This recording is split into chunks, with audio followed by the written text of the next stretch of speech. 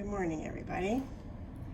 It is Erin again, and Frankie and Summer, who like to be part of the action. As you can see, Frankie is kind of mad at me because I tried to put him in the picture and then he didn't like it, so he walked away. Summer likes being in the picture. There she is. Uh-oh. Oops, he's not being nice. That's naughty Frankie. Sometimes he's not nice to his sister. So remember, be nice to your sisters. All right, we're going to read a story called Alexander and the Terrible, Horrible, No Good, Very Bad Day by Judith Viorst, illustrated by Ray Cruz. And I thought this might be a good choice because some of you might be feeling a little grumpy because we're not at school together and we kind of miss one another and the things that we do each day.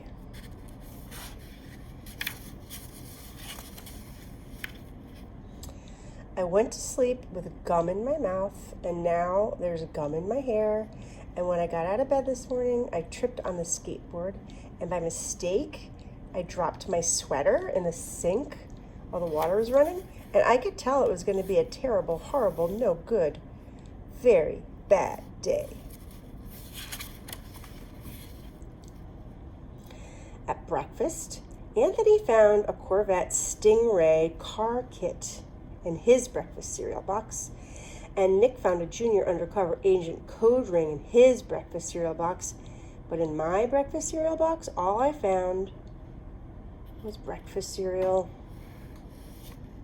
I think I'll move to Australia. In the carpool, Mrs. Gibson let Becky have a seat by the window. Audrey and Elliot get seats by the window too. I said I was being scrunched. I said I was being smushed. I said if I don't get a seat by the window, I am going to be car sick. No one even answered. I could tell it was going to be a terrible, horrible, no good, very bad day. At school, Mrs. Dickens liked Paul's picture of the sailboat better than my picture of the invisible castle. At singing time, she said I sang too loud. Counting time, she said I left out 16. Who needs 16? I could tell it was going to be a terrible, horrible, no good, very bad day.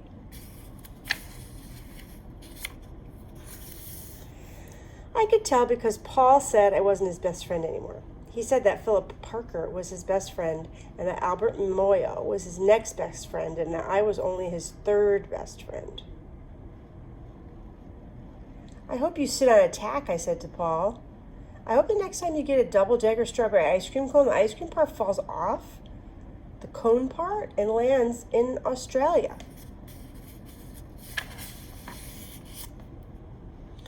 There were 2 cupcakes in Philip Parker's lunch bag, and Albert got a Hershey bar with almonds, and Paul's mother gave him a piece of jelly roll that had little coconut sprinkles on the top. Guess whose mother forgot to put in dessert? It was a terrible, horrible, no good, very bad day.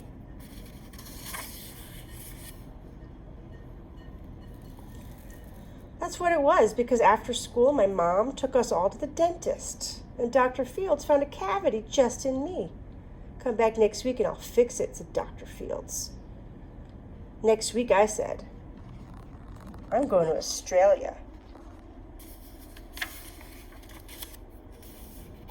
On the way downstairs, the elevator door closed on my foot, and while we were waiting for my mom to go get the car, Anthony made me fall where it was muddy, and then when I started crying because of the mud, Nick said I was a crybaby. And while I was punching Nick for saying crybaby, my mom came back with the car and scolded me for being muddy and fighting. I am having a terrible, horrible, no good, very bad day. I told everybody, but no one even answered.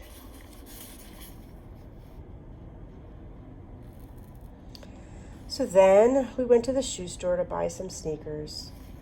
Anthony chose white ones with blue stripes. Nick chose red ones with white stripes. I chose blue ones with red stripes, but then the shoe man said, we're all sold out. They made me buy plain old white ones, but they can't make me wear them.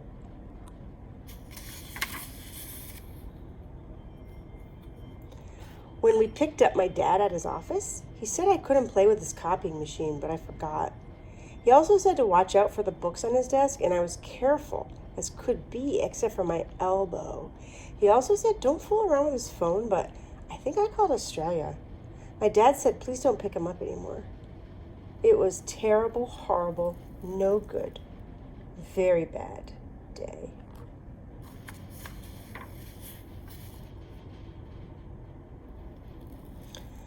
There were lima beans for dinner, and I hate limas. There was kissing on TV, and I hate kissing.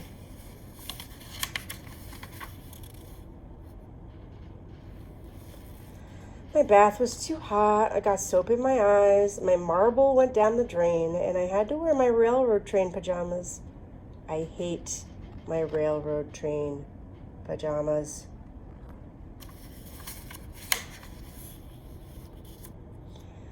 When I went to bed, Nick took back the pillow he said I could keep, and the Mickey Mouse nightlight burned out, and I bit my tongue.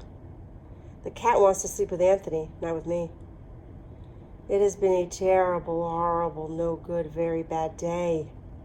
My mom says some days are like that.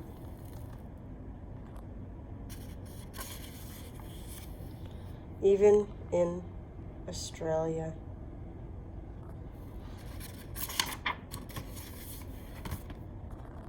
The end.